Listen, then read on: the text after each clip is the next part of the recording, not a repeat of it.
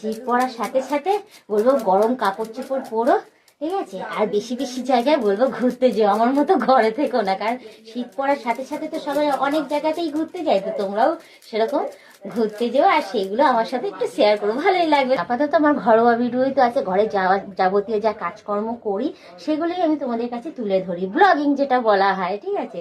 আর বাইরে তো সেরকম এখন ঘুরতে যেতে পারছি না, যেহেতু মামামের পরীক্ষা চলছে। পরীক্ষা শেষ হলে যদি পারি সময়, তাহলে অতি অবশ্যই বাইরে ঘুরতে গেলে সেই ব্লগগুলো তোমাদের কাছে তুলে ধরবো।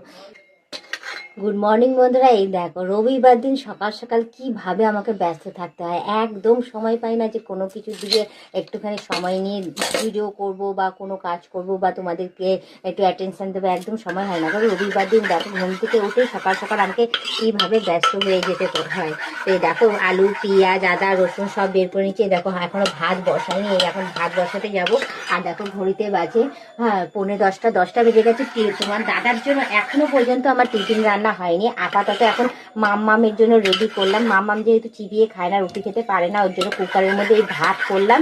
আর চা আর মুড়ি খাওয়া হয়েছে, বিস্কুট তো খাই না আমরা চায়ের সাথে, আমরা বেশিরভাগ মুড়িই খাই। তো ওটা কমপ্লিট হয়ে গেছে, এবার চলে যাবো টিফিন রান্না করতে। তো সবার আগে এখন মাম্মামকে বসে বসে খাওয়াবো। পাক্কা 1 ঘন্টা সময় লাগায় জানো এই খাবার খেতে।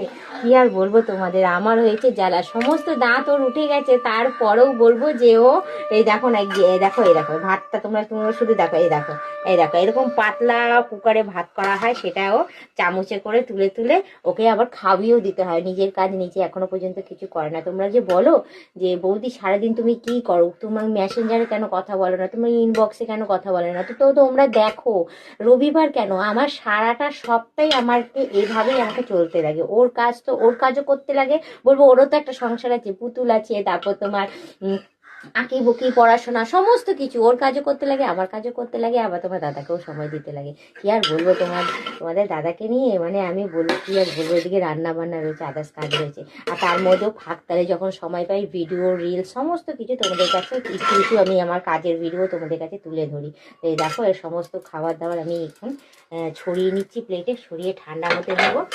আর এদিকে এই কুকারের মধ্যে একটুখানি তরকারি বসিয়ে দিই, তারপর আটা মাখতে চলে যাবো। কন্টিনিউ আমার মানে কাজ আর কাজ, সকাল থেকে উঠে তো বিছানা গোছানো, বাসি কাজকর্ম সারা, এটা সমস্ত কিছু আমার রয়েছে।